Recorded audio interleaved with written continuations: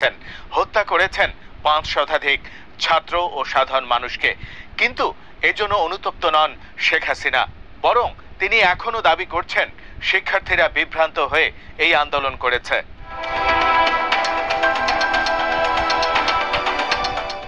শেখ হাসিনার দিল্লিতে অবস্থান বাংলাদেশের যে কোনো সরকারের জন্য গুরুতর ঝুঁকির কারণ হয়ে উঠতে পারে। তিনি বড় ধরনের গণহত্যার মাধ্যমে ক্ষমতায় টিকে থাকতে চেয়েছেন। বাংলাদেশের সেনাবাহিনী যখন ছাত্র জনতার উপর গুলি চালাতে অস্বীকার করে, তখনই কেবল তিনি ক্ষমতা ছাড়তে বাধ্য হয়েছেন।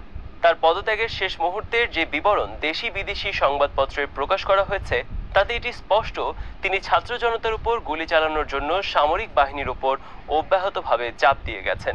৫ শতাধিক মানুষকে হত্যার পরও তার মধ্যে কোনো বোধোদয় হয়নি।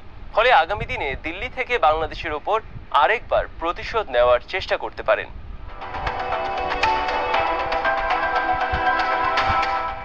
শেখ হাসিনার পতন ও পলায়নের পরে দিল্লির নীতি নির্ধারকরা হতবিহ্বল হয়ে পড়েন। শেখ হাসিনার পুত্র ও উপদেষ্টা সজীব ওয়াজেদ জয় প্রথম তার মায়ের পালিয়ে যাওয়ার বিষয়টি সামনে আনেন। তার বক্তব্যগুলো ধারাবাহিকভাবে পর্যালোচনা করলে দেখা যায় শেখ হাসিনা ক্ষমতা হারানোর ধাক্কা কাটিয়ে উঠে আবার সক্রিয় হওয়ার চেষ্টা করছেন। ভারতের নীতি নির্ধারকরা তাকে আবার নতুন করে প্রস্তুত করছেন।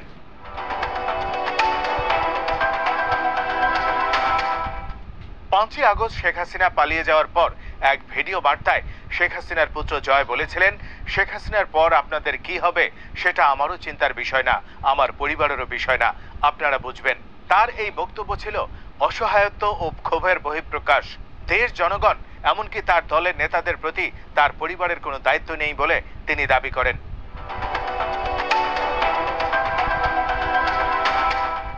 এরপর ৬ আগস্ট বিবিসির সঙ্গে সাক্ষাৎকারে তিনি বলেন শেখ হাসিনা আর রাজনীতিতে ফিরবেন না।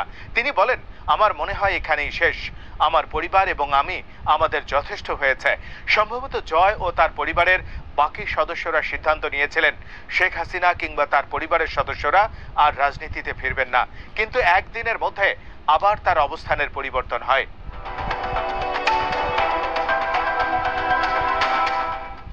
সম্ভবত দিল্লির আশ্রয়দাতাদের পরামর্শে শেখ হাসিনা তার অবস্থান পরিবর্তন করেন। ৭ই আগস্ট জয় বলেন, আপনারা সাহস নিয়ে দাঁড়ান, আপনারা একা না, আমরা আপনাদের সঙ্গে আছি। বঙ্গবন্ধুর পরিবার কোথাও যায়নি।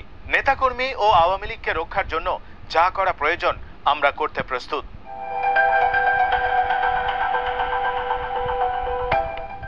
এরপর থেকে জয় ছাত্র জনতার আন্দোলনকে একটি ষড়যন্ত্র এবং পাকিস্তানের গোয়েন্দা সংস্থার সংশ্লিষ্টতা নিয়ে দাবি করতে থাকেন। ভারতের গণমাধ্যমে একই সুরে পরিকল্পিতভাবে প্রচারণা চলতে থাকে।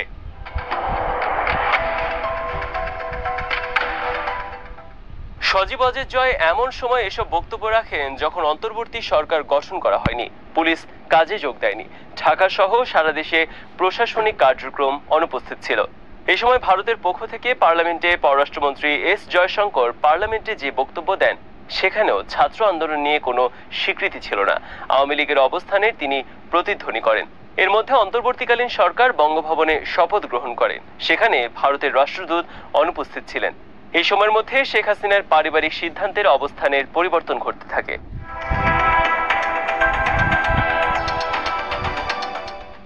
বাংলাদেশে অন্তর্বর্তী সরকার গঠনের পর সজীব ওয়াজেদ জয় আগের অবস্থান পরিবর্তন করে টাইমস অফ ইন্ডিয়াকে বলেন তিনি রাজনীতিতে আসার জন্য প্রস্তুত। এরপর তিনি আরেক চমক সৃষ্টি করে ৯ আগস্ট রয়টার্সকে দেয়া সাক্ষাৎকারে বলেন তার মা পদত্যাগ করেননি, ফলে সাংবিধানিকভাবে শেখ হাসিনাই প্রধানমন্ত্রী। শুধু তাই নয়, এই সাক্ষাৎকারে তিনি আরো বলেন এই বিষয়ে আদালতে চ্যালেঞ্জ করা যায়। তার এই বক্তব্য অন্তর্বর্তী সরকারের বৈধতাকে খোলামেলাভাবে চ্যালেঞ্জ করার শামিল।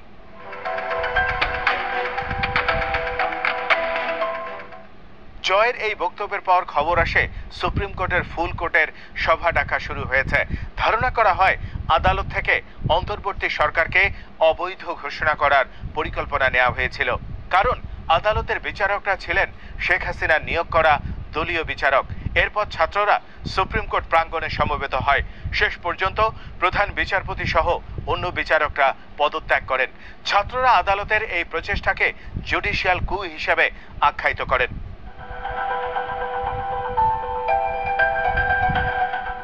এরপর দৃশ্যপটে চলে আসেন সাবেক স্বৈরশাসক শেখ হাসিনা। 11 আগস্ট শেখ হাসিনার একটি বার্তা প্রকাশ করে ভারতীয় গণমাধ্যম। সেখানে তিনি স্বীকার করেন তিনি পদত্যাগ করেছেন। তিনি অভিযোগ করেন সেন্ট মার্টিন দ্বীপ যুক্তরাষ্ট্রকে দিতে রাজি হননি বলে তাকে ষড়যন্ত্র করে ক্ষমতাচ্যুত করা হয়েছে। শিক্ষার্থীদের বিভ্রান্ত করা হয়েছে বলে দাবি করেছেন। একই সাথে তিনি শীঘ্রই ফিরে আসবেন বলে জানিয়েছেন।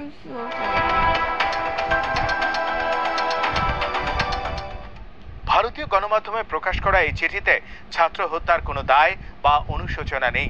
তিনি গণ অভ্যুত্থানকে দেখছেন একটি ষড়যন্ত্র হিসেবে, অর্থাৎ তার অবস্থানের কোনো পরিবর্তন হয়নি। এর মধ্যে দেশে সংখ্যালঘু কার্ড খেলার চেষ্টা হচ্ছে। ভারতের গণমাধ্যমে সংখ্যালঘুদের উপর আক্রমণের ভুয়া খবর প্রচার করে উত্তেজনা ছড়ানো হচ্ছে।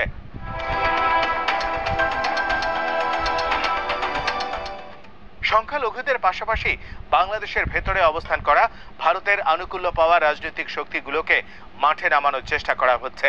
অনেক বিশ্লেষক মনে করেন বাংলাদেশের জনগণের বিরুদ্ধে দাঁড়িয়ে ভারত চেষ্টা করছে সংঘাতময় পরিস্থিতি সৃষ্টি করতে, কিন্তু ভারতের এই চেষ্টা সফল হওয়ার কোনো সম্ভাবনা নেই। ছাত্ররা এখনো মাঠে আছে। এসব তৎপরতা দেশটির ব্যাপারে বাংলাদেশের